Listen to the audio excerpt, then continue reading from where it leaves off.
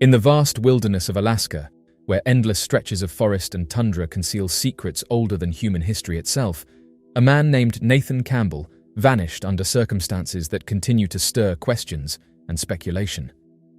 On the 13th of June, 2020, Campbell was last seen alive near Carey Lake, a remote and rarely visited body of water within Denali National Park. At 41 years old, Campbell was an experienced outdoorsman, husband and father, who carried with him a bold and unusual mission. According to his bush pilot, Jason Sturgis, Campbell was not merely heading into the wilderness for solitude or survival, but because he was searching for the fabled Lost Pyramid of Alaska, a structure many believe is buried deep beneath the earth and deliberately hidden from public knowledge. Some have suggested that Campbell might have stumbled upon evidence of the pyramid and that his disappearance was not merely accidental. The fact that his wife stopped receiving messages so suddenly, without any explanation, is considered unusual. Others note the delay in official search efforts, wondering why months were allowed to pass before a full investigation began. In research circles, these details are cited as signs of a deeper truth, that Campbell's fate is tied to the secrecy surrounding the Black Pyramid. As the years have passed since Nathan Campbell's disappearance, the story has shifted from being treated as an isolated tragedy to being examined as part of a broader pattern of suppression and secrecy. Researchers who have long investigated the Black Pyramid claim that Campbell's vanishing is not simply the unfortunate result of Alaska's harsh environment, but that it fits within a web of evidence pointing to deliberate concealment. The silence and inconsistencies in the official narrative are central to these suspicions.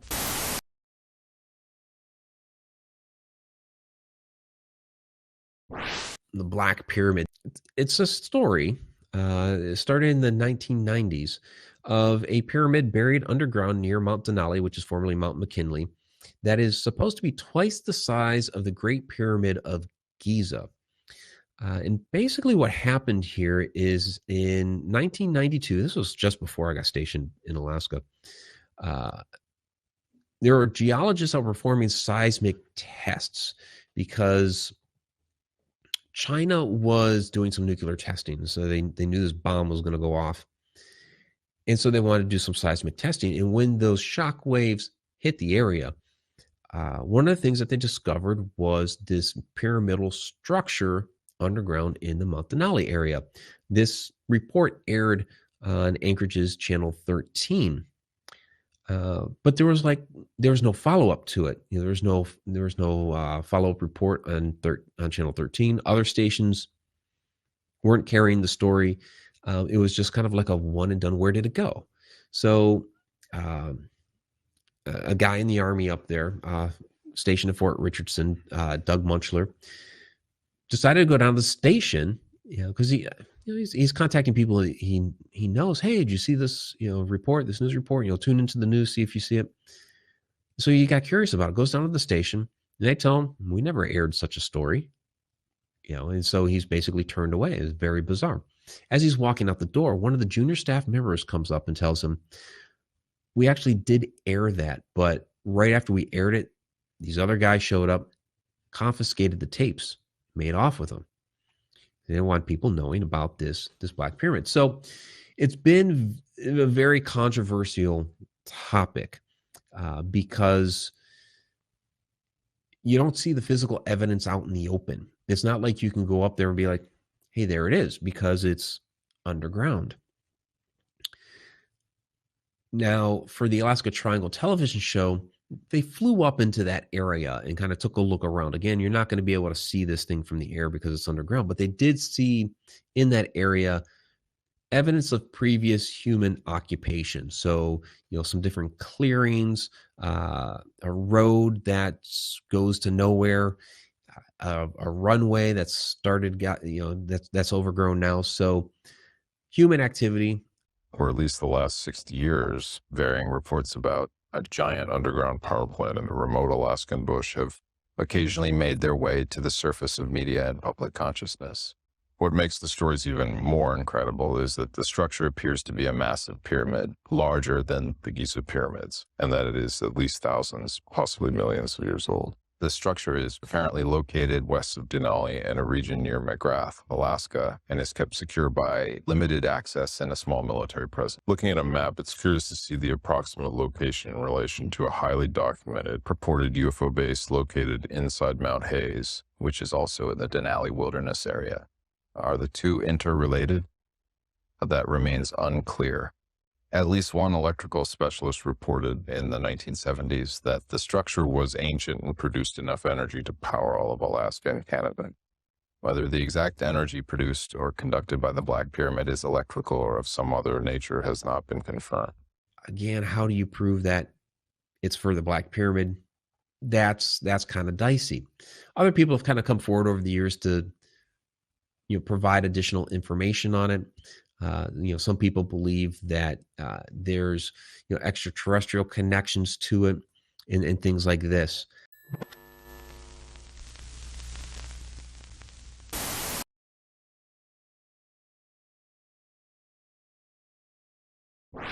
On February 9, North American Aerospace Defense Command detected an object on ground radar and further investigated and identified the object using fighter aircraft.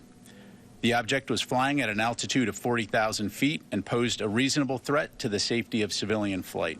Right now, the government is working to identify yet another object in the sky. There have now been 3 objects shot down in a week, and there were worries that a 4th might have been spotted in Montana. A U.S. fighter jet working with the North American Aerospace Defense Command also shot down an object over Canada Saturday. It comes just one day after the U.S. took out an object over Alaska.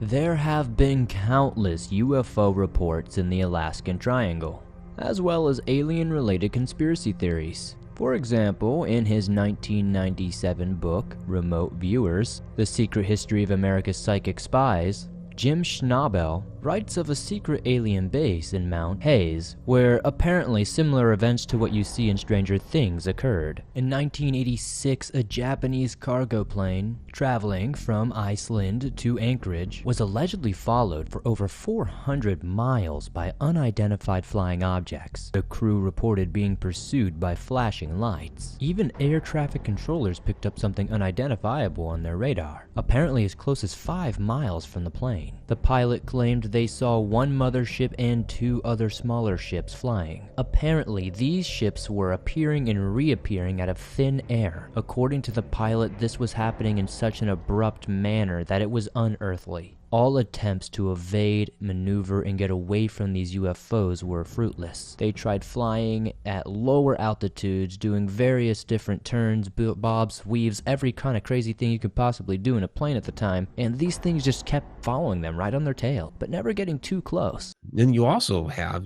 talking about underground bases and what have you.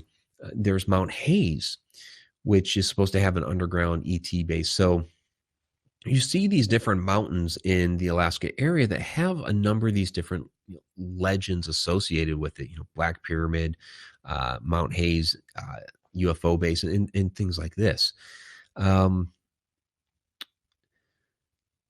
If this is true, okay, if this is, I'm going to throw this back up there, because it is possible that this thing here in Antarctica is a pyramid from a long ago civilization. It's right now it's officially an unnamed mountain in Antarctica's Ellsworth mountain range. But again, we're talking about, thousands and thousands and thousands of years ago that Antarctica would have been habitable. We talked very early on in this class about how there's if you drill down far enough, you come across jungle vegetation. So it would have been warm enough for people to live, to build structures like this. So the Black Pyramid, one of the ideas is that it had been a power plant for the area up there, and even in parts of Canada.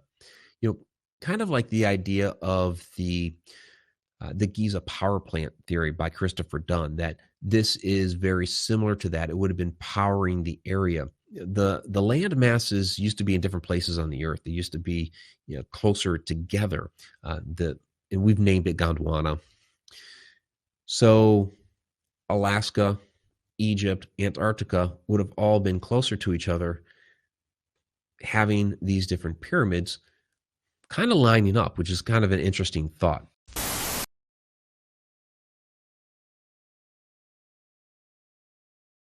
Another ex-military visitor to the site stated that some sort of energy discharge prevented the navigational instruments on his helicopter from functioning within certain distances of the pyramid.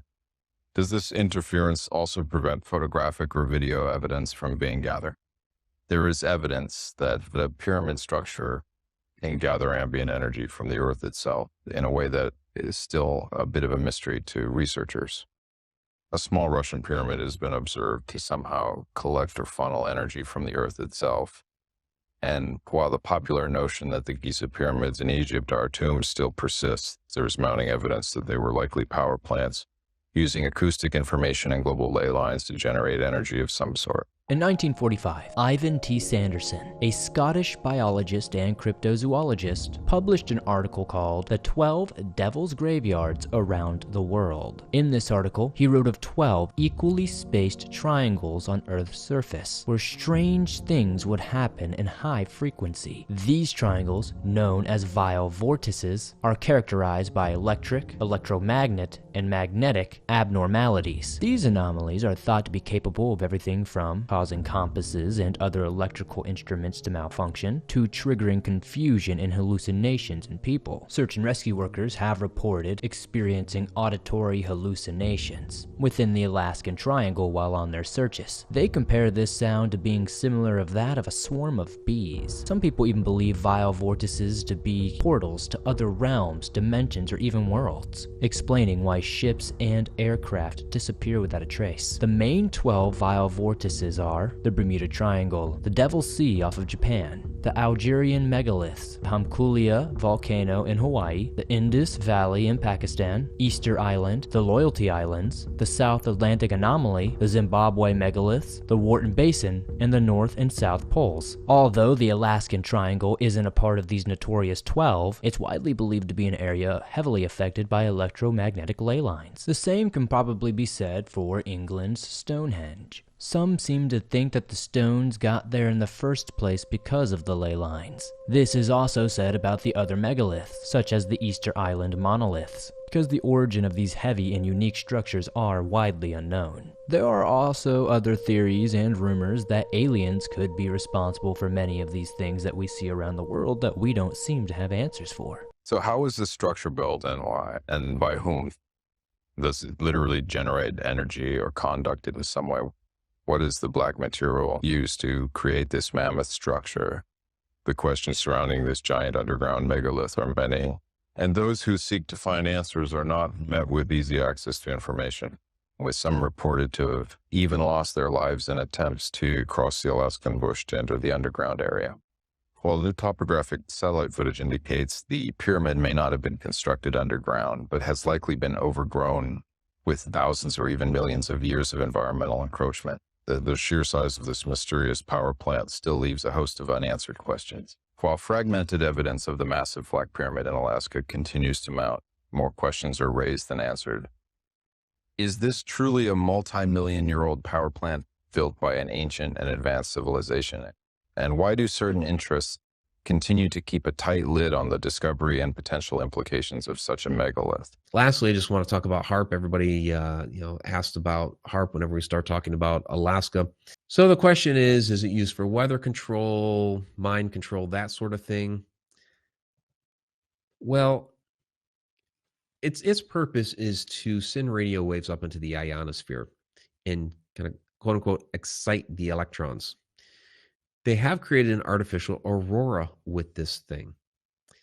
So therefore, if you're able to manipulate enough of the ionosphere to create your own aurora, can you change the weather as well?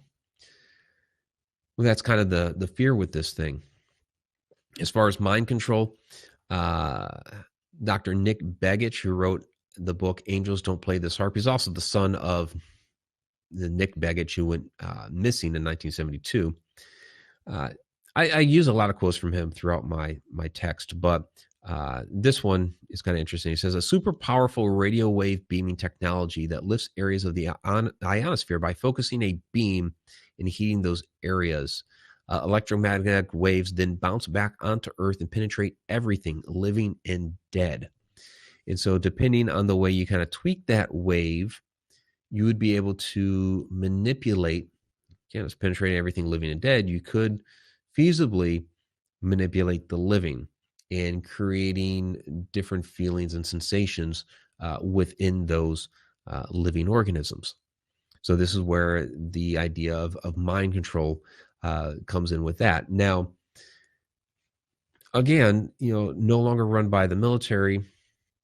It first went into operation in 1993, and then it was 2014, if I'm remembering correctly, that it shut down for basically about a year, and then the university took it over full time.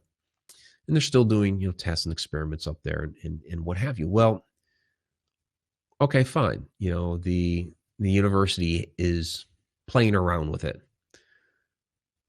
But I don't believe the government's interest has completely gone away.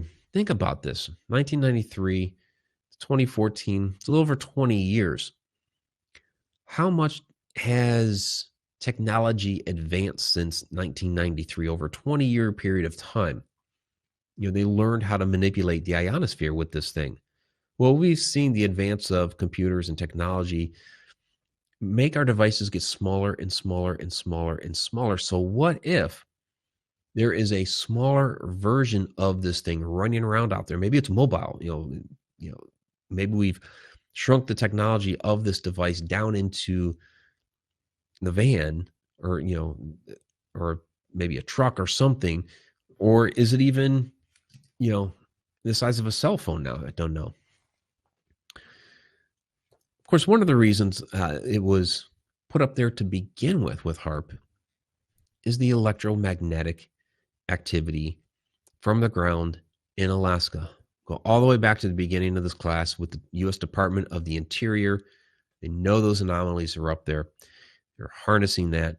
They're using it to manipulate and affect the ionosphere and weather and affecting other parts of the world. Maybe.